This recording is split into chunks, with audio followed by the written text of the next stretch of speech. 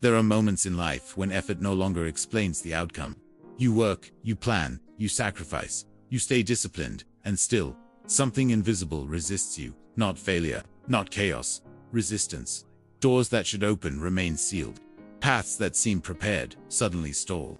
And in the quiet spaces between thought and breath, a question forms without words. Is this destiny? Or is there a gate I do not yet know how to approach? Jewish wisdom does not fear this question. It has lived with it for thousands of years. It teaches that destiny is not a fixed sentence, nor is it something to be fought aggressively. Destiny, according to the Torah, is a structure, and within that structure exist gates, spiritual gates. Gates that do not respond to force, money, or urgency, but to alignment. This teaching begins there. Before we go deeper, I invite you to subscribe to the Jewish Wisdom channel. This space exists to preserve and transmit ancient spiritual knowledge with respect, depth, and responsibility. By subscribing, you are not simply supporting content. You are participating in a living tradition of wisdom that has guided generations through scarcity, abundance, loss, and restoration. Now, take a moment and write this sentence in the comments. Slowly and consciously, I align my prayer with divine wisdom. This is not a ritual. It is a posture. Many people believe prayer is about asking. Jewish tradition teaches something far more subtle and far more powerful. Prayer, in Hebrew, tefillah, does not primarily mean request. It means self-examination. It means alignment. It means standing before the eternal and allowing your inner world to be recalibrated. This is why some prayers feel heavy and unanswered. Not because heaven is silent, but because the soul is misaligned. The Torah never presents prayer as a tool to convince God. It presents prayer as a mirror that corrects the one who prays.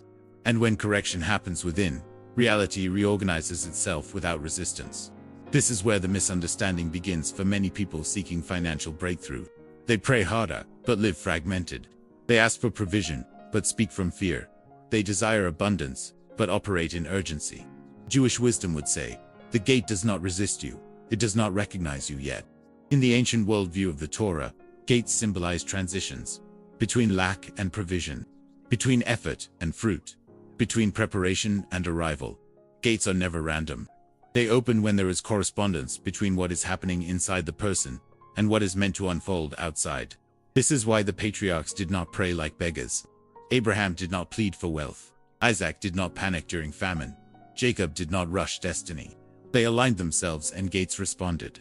There exists a Jewish prayer, ancient and precise, that was never designed to ask for money. It was designed to restore order. And when order is restored, financial flow becomes possible without violence, anxiety, or collapse. But this prayer is not revealed to urgency. In Jewish tradition, revelation follows readiness. Not secrecy for control, but protection through responsibility.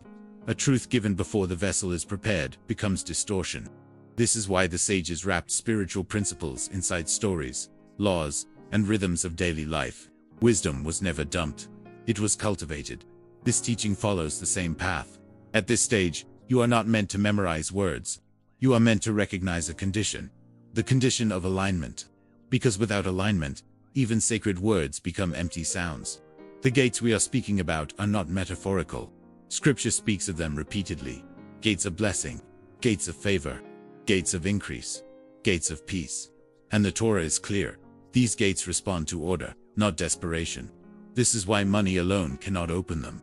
Money can negotiate access, but it cannot restore coherence. It cannot heal fragmentation.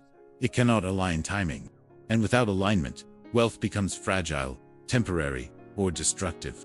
Jewish wisdom does not glorify accumulation. It glorifies sustainability. This is why many people receive and lose, gain and collapse, rise and fracture. The issue was never effort. It was internal disorder. The prayer we are moving toward is powerful precisely because it addresses the root, not the symptom. It does not speak to the wallet. It speaks to the inner structure that governs flow. As you listen, notice what stirs. Not excitement, awareness. Notice where urgency has replaced trust, where pressure has replaced clarity, where effort has become heavy instead of steady.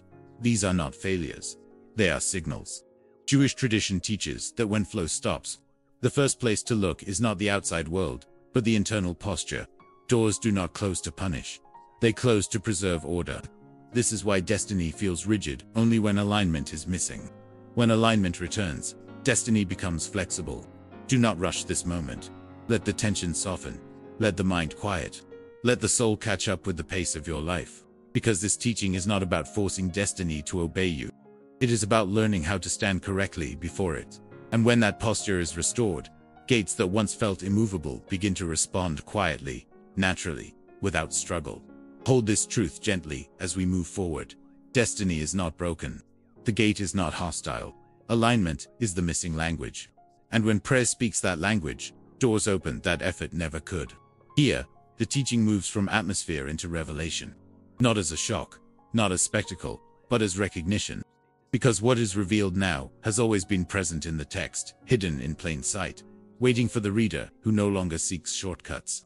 The Jewish prayer that opens financial gates destiny could not open is rooted in a principle older than currency, older than markets, older than the concept of wealth itself. It is rooted in order. And order, in the Torah, is not created by force. It is spoken into existence. In the book of Genesis, creation itself begins not with action, but with speech. And God said. This phrase repeats again and again, not to decorate the narrative, but to establish a law. Reality responds to aligned speech, not emotional speech, not desperate speech, ordered speech. The rabbis teach that speech is the bridge between the unseen and the seen. Thought alone remains hidden. Action alone remains incomplete. Speech is the point where intention enters the world. This is why the Torah treats words as sacred instruments. Blessings are structured. Curses are warned against. Vows are binding. Nothing is casual. This brings us to the prayer itself. In Jewish tradition, there is a foundational prayer known not for what it asks, but for how it aligns the one who prays. It appears in different forms across psalms and liturgy, but its essence is captured in a single request that has been repeated for generations by those who understood flow rather than force. Establish the work of our hands. In Hebrew, Vehi Noam, Adonai, Elohinu, Elenu, Yu Maaseh Yadenu, Konena. This prayer is not a request for more work. It is a request for permanence. The Hebrew word kanina does not mean help. It means to make firm, stable, enduring, aligned with divine order. It is the difference between effort that produces temporary results and effort that becomes a foundation. Rabbinic commentary explains something critical here. There is work that succeeds, and there is work that is established. Success can come without alignment. Establishment cannot. This is the gate. Financial destiny shifts not when money increases, but when effort becomes established. When what you do is no longer fighting the current of your life, but moving with it. The sages notice something remarkable. This prayer does not mention gold, wealth, possessions, or gain. And yet, it was traditionally recited by farmers, merchants, craftsmen, scholars, and leaders before engaging in their work. Why? Because Jewish wisdom understands that prosperity is not summoned directly. It is attracted indirectly through order. When a person prays for establishment, they are not asking heaven to bend. They are asking themselves to align. This is why this prayer opens gates destiny could not open. Destiny, in Jewish thought, is not erased. It is negotiated through alignment. The Talmud teaches that while certain aspects of life are decreed, the manner in which they unfold is shaped by spiritual posture. Alignment does not cancel destiny. It upgrades how destiny expresses itself. This prayer does exactly that. It restructures intention. It slows urgency. It removes internal contradiction. It brings thought, speech, and action into agreement. And when that agreement is restored, resistance in the external world begins to dissolve. The Zohar explains that blessing flows through channels. These channels are not blocked by lack of merit, but by internal fracture. When the channel is cracked, flow leaks. When the channel is sealed through alignment, flow reaches its destination. This is why two people can perform the same work, in the same conditions, with radically different outcomes. One leaks energy, the other carries it. The prayer for establishment seals the channel. This principle appears again in the Psalms, where David writes not as a king demanding success, but as a servant seeking order. He repeatedly asks for his steps to be directed, his path to be made straight, his work to be upheld. David understood something many forget. Authority flows from alignment, not ambition. This same logic appears in Proverbs. The blessing of the Lord makes rich, and adds no sorrow with it. Rabbinic interpretation emphasizes the second half. Riches that add sorrow are not blessing. They are imbalance. True blessing increases without fragmenting the soul. The prayer we are revealing addresses exactly that. It does not call wealth into your life prematurely. It prepares you to carry what is meant to arrive. This is why it works quietly. It does not announce itself. It does not dramatize outcomes. It restores order first.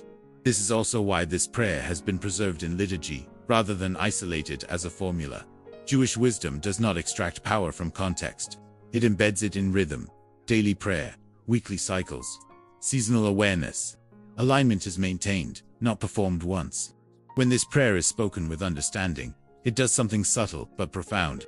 It shifts your relationship with time. You stop racing it. You stop fighting it. You begin cooperating with it. And timing, more than effort, governs financial gates. Many opportunities are lost, not because people are unworthy, but because they arrive misaligned.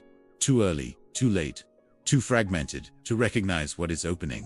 This prayer trains discernment. It also explains why some doors close even when they appear promising. Jewish wisdom does not interpret closed doors as rejection by default. Often, they are mercy. Often, they are protection from expansion without foundation. Destiny feels cruel only when we do not understand structure. This is where Jewish prayer differs from magical thinking. It does not attempt to override order. It submits to it intelligently. And in doing so, it gains access. Even in the New Testament, this principle is echoed when Jesus teaches to pray, not for bread anxiously, but for daily provision, aligned with forgiveness, order, and trust. The structure is the same. Provision flows where inner order is present. What you are receiving here is not a technique. It is a restoration of perspective. Financial destiny does not change when circumstances change. Circumstances change when alignment is restored. This prayer opens gates not by demanding outcomes, but by stabilizing the one who stands before them. And gates respond to stability. Let this settle deeply. Prosperity is not delayed because you are unworthy.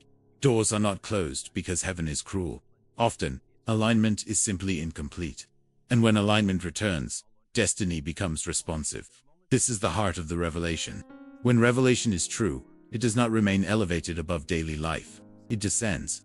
It enters the ordinary hours, the routine decisions, the way you speak when no one is listening, the way you choose when pressure appears. Jewish wisdom never separated the sacred from the practical. If a truth could not be lived, it was not yet complete. This is where the prayer revealed earlier moves from words into structure. The prayer for establishment is not meant to be recited as an emotional appeal. It is meant to become a daily posture. When spoken correctly, it reshapes how a person interacts with time, effort, money, and expectation. And this is where financial destiny begins to shift in tangible ways. The first application of this prayer is not verbal. It is internal. Before speaking it, Jewish tradition teaches that one must pause, not to empty the mind, but to gather it, to bring scattered thoughts back into one direction. This moment of pause is critical. Without it, prayer becomes noise. With it, prayer becomes alignment. When you pause, you interrupt urgency. And urgency is one of the greatest enemies of establishment. Urgency fractures discernment. It forces decisions before readiness. It pushes action ahead of wisdom. Many financial losses occur, not because of lack of skill, but because of urgency, masquerading as opportunity. The prayer for establishment retrains this instinct. When you live from this posture, you begin to notice something subtle. You no longer feel compelled to react immediately. You begin to sense timing, not intellectually, but intuitively. This is not intuition disconnected from logic. It is discernment born from alignment. Jewish sages taught that discernment is a form of prophecy scaled to daily life. Not prediction, but perception. Seeing what fits and what does not. This ability is essential for financial flow. Money responds to discernment more than desire. The second application of this prayer is in speech. Jewish wisdom places immense weight on how a person speaks about their work, their future, and their resources. Speech shapes expectation. Expectation shapes behavior. Behavior shapes outcome. When a person lives fragmented, their speech reflects it. They say one thing and expect another. They bless with their mouth and curse with their fear. The prayer for establishment brings speech back into agreement with intention. This means speaking about your work without anxiety. Speaking about provision without exaggeration. Speaking about challenges without surrendering authority. Not denial. Alignment. When speech stabilizes, internal resistance weakens. This is why Jewish tradition warns against careless vows and dramatic declarations. Not because words are dangerous, but because misaligned words create structural instability. The prayer for establishment teaches disciplined speech, quiet confidence, measured expectation. The third application is consistency. Jewish wisdom teaches that blessing responds to rhythm. Daily prayer, weekly rest, seasonal awareness. Prosperity is not erratic in the Torah. It follows patterns. Many people sabotage their own progress through inconsistency. They begin aligned, then scatter. They commit, then withdraw. They apply wisdom briefly, then return to urgency. The prayer for establishment anchors behavior. It trains the soul to remain steady, even when results are delayed. This steadiness is rare. And because it is rare, it is recognized. Heaven entrusts more to those who can remain coherent under pressure. This is where financial destiny begins to shift in observable ways. Not through sudden windfalls, but through reliability. Opportunities that require trust begin to appear. Partnerships that demand stability emerge. Doors that only open to those who will not misuse them respond. This is not favoritism. It is structure. Now, at this point, write this sentence in the comments. Slowly and intentionally, my effort is becoming established. Let this not be affirmation, but alignment. The fourth application of this prayer is restraint in expansion. This may seem counterintuitive, but Jewish wisdom teaches that growth must be proportional to inner capacity. Expanding faster than alignment creates collapse. The prayer for establishment teaches patience without stagnation. You continue working, but you do not force acceleration. You allow timing to mature. This restraint is not fear, it is wisdom. This is why many ancient Jewish communities prospered over generations, while empires rose and fell. They understood sustainable growth. They did not exhaust their people for short-term gain. They built slowly, consistently, aligned with rhythm. The fifth application is generosity with discernment. In Jewish tradition, generosity is not emotional giving. It is structured giving that strengthens the giver and the receiver. The prayer for establishment refines generosity, so it does not drain. When generosity is aligned, it becomes a channel for flow, rather than a leak. This is why charity is associated with righteousness in Hebrew thought. Not because it earns favor, but because it reflects order. A person who gives from stability reinforces stability, and stability multiplies. The prayer for establishment also transforms how you interpret resistance. Instead of reading obstacles as rejection, you begin to read them as instruction. This changes everything. When a door does not open, you no longer push harder. You pause. You listen. You realign. Often, you discover that a better door was forming. This is one of the most powerful shifts in financial destiny. You stop wasting energy on misaligned pursuits. You conserve resources. You preserve clarity. Jewish wisdom teaches that waste is the enemy of blessing. Not only financial waste, but emotional waste, relational waste, spiritual waste. The prayer for establishment reduces waste by restoring order. As this practice becomes embodied, you may notice something surprising. Your desire for certain outcomes diminishes, not because you care less, but because you trust more. And paradoxically, this is when outcomes begin to move. This is the quiet paradox of alignment. When you stop grasping, you become ready to receive. This does not mean passivity. It means intelligent action. Action rooted in coherence, rather than fear. This principle appears again in the teachings of Jesus, when he speaks of seeking first the kingdom, not as an abstract idea, but as order, and trusting that provision follows. The structure is identical. Inner alignment first, external provision second. At this stage of the teaching, the prayer is no longer just words you speak. It is a lens through which you live. Your decisions become calmer. Your speech becomes steadier. Your effort becomes lighter but more effective. And slowly, without spectacle, your financial path begins to reorganize itself. Destiny does not resist alignment. It responds to it. This is how the prayer becomes practice. There comes a point in every authentic spiritual journey where understanding alone is no longer enough. The mind may agree, the words may make sense, but something deeper asks for evidence, not proof, but experience. Jewish wisdom recognizes this moment. It is the moment when teaching must pass through the heart before it can shape destiny. The sages often spoke of alignment, not as an idea, but as a lived state that reveals itself most clearly during seasons of pressure. Not when everything is working, but when it feels as though progress has slowed, when effort seems invisible, when waiting becomes heavier than action. These are the moments when shalom, or its absence, becomes undeniable. There is an old story preserved in rabbinic tradition about a craftsman who lived modestly, but with integrity. His hands were skilled, his reputation clean, his work honest. For years his needs were met, not extravagantly, but faithfully. Then, without warning, demand faded. Orders stopped arriving. Nothing external had changed, but everything felt different. The craftsman did what most people do. He worked longer hours. He lowered prices. He worried, and with each day, his inner world grew tighter. His speech changed. His trust thinned. His prayers became louder but narrower. One night, exhausted, he sat alone in his workshop and whispered a question that many never allow themselves to ask. What am I missing? Not long after, he sought a teacher. The teacher did not ask about strategy or effort. He listened quietly and then asked something unexpected. When was the last time you felt whole while working? The question unsettled him.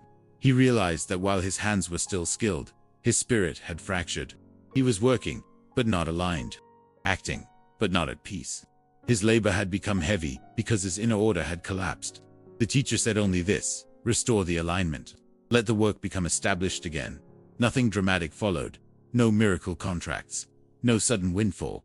But the craftsman changed how he worked. He slowed his speech. He released desperation. He stopped forcing outcomes. He returned to rhythm. And over time, quietly, steadily, work returned. Better work. Right work. Work that endured. This story is not about craftsmanship. It is about coherence. Jewish wisdom teaches that financial struggle often mirrors internal fragmentation, not as punishment, but as reflection. When the soul is divided, effort becomes scattered. When effort is scattered, outcomes weaken. And when outcomes weaken, fear grows, deepening the fragmentation. This cycle breaks only when alignment is restored. If you have ever felt that you are doing everything right, yet something still resists you, understand this. It is not condemnation. It is invitation. An invitation to return to wholeness before expansion. Write this honestly in the comments, not for visibility, but for recognition. I am ready to restore inner alignment. Let that acknowledgement be gentle, not forced. This is where the prayer revealed earlier reaches its emotional core.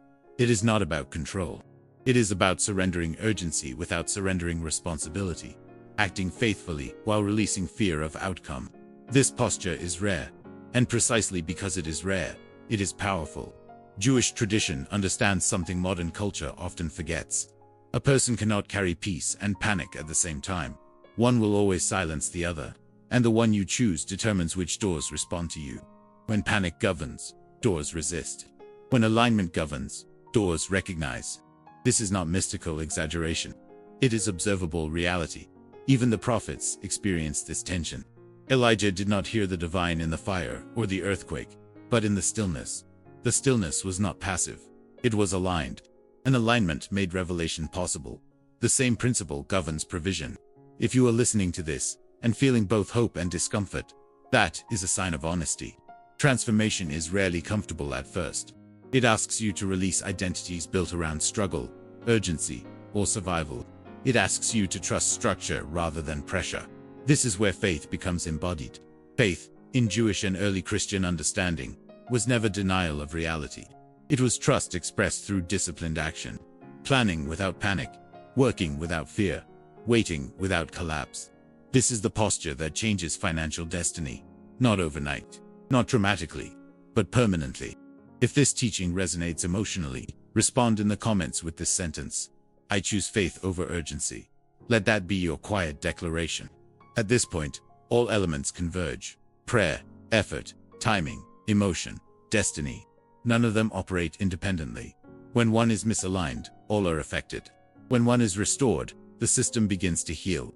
This is why the prayer does not ask for wealth directly. It asks for establishment. Because establishment is what allows prosperity to remain without destroying peace. And now, as we approach the final movement of this teaching, allow this reflection to settle. What if the delay was not denial? What if the closed door was protection? What if alignment was the true missing key? This teaching does not promise to remove effort from your life. It promises to remove resistance from your path. And when resistance fades, destiny no longer feels rigid. It becomes responsive. Let this chapter close with a truth meant to anchor you, not excite you. You are not behind. You are not forgotten. You are being aligned. And alignment, once restored, changes everything. Here, the teaching reaches its completion, not as an ending, but as a settling. In Jewish wisdom, a teaching is complete only when it can rest inside a person without creating tension, when it no longer demands urgency, but invites embodiment. What you have received until now was not meant to impress you. It was meant to reposition you. If you are still here, engaging with this message, it is not by accident. Ancient tradition teaches that sustained attention is a form of spiritual consent. You remain because something within you recognizes truth, not as new information, but as something familiar, something remembered rather than learned. This final movement is not about revelation. It is about integration. Everything in this teaching has pointed to one central principle. Financial destiny does not change through force. It changes through alignment.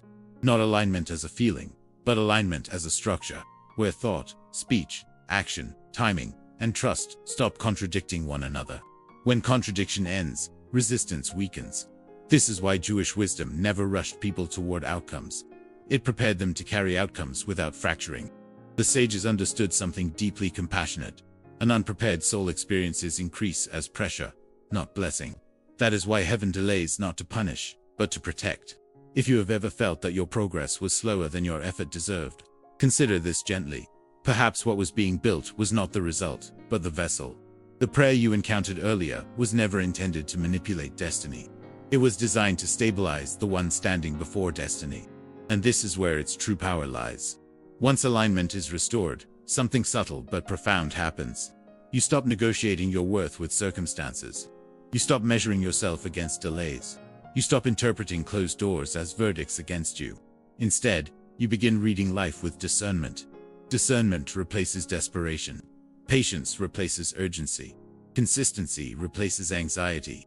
And this inner shift changes everything. Financial destiny responds to stability. Opportunities are drawn to those who can hold them without panic. Resources flow toward those who will not misuse them to soothe insecurity. This is not moral judgment. It is structural reality. The Torah teaches that blessing settles where there is peace. Not excitement, peace, shalom, wholeness. This is why the most enduring prosperity is often quiet. It does not announce itself. It does not demand validation. It simply functions. And those who live within it often appear calm not because they lack ambition, but because they trust order. This teaching invites you into that trust. It does not promise speed. It promises sustainability. It does not promise spectacle. It promises stability. If your heart resonates with this, write one final sentence in the comments. Not as performance, but as sealing intention. I am ready to walk in aligned provision. Let that be your closing declaration. As this message settles, remember this. You do not need to remember every word. You only need to remember the posture. Return to it when urgency rises. Return to it when fear whispers. Return to it when effort feels heavy. Alignment is not achieved once. It is maintained. And this is where study becomes essential. Jewish wisdom was never transmitted through single encounters. It was preserved through continued engagement, reflection, repetition, refinement. This is why teachings were written, revisited, questioned, and lived across generations. Wisdom deepens when it is accompanied. If this message has opened something within you, I want to gently invite you to continue responsibly. We have prepared the Jewish Wisdom eBook, created to expand these teachings with depth, clarity, and respect for the tradition they come from. This material is not a repetition of what you have heard here. It is a deeper exploration, offering context, practical understanding, and structured guidance for those who want to walk this path consciously. And if the theme of financial alignment and sustainable prosperity has spoken to you in a special way, we have also prepared the Prosperity Judea Abundant eBook. This resource was developed to help you understand wealth, not as pressure or obsession, but as flow, rooted in ancient spiritual order. It explores how Jewish wisdom approaches work, provision, timing, generosity, and growth, without shortcuts, exaggeration, or manipulation. If you are enjoying this theme and feel ready to go deeper, to access the ebook, the link is in the description of this video.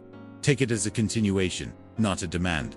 A door that is open, waiting for you to approach it with intention. And now, let this teaching close with a seal, not as a promise made to you, but as a truth entrusted to you. May your inner world become steady enough to hold increase. May your work become established without draining your peace. May urgency lose its voice in your decisions. May wisdom govern your timing. And may the gates that destiny once held closed respond to alignment instead of force. You are not late. You are not forgotten. You are being prepared. And when preparation is complete, what is meant for you opens quietly, firmly, and in its proper time.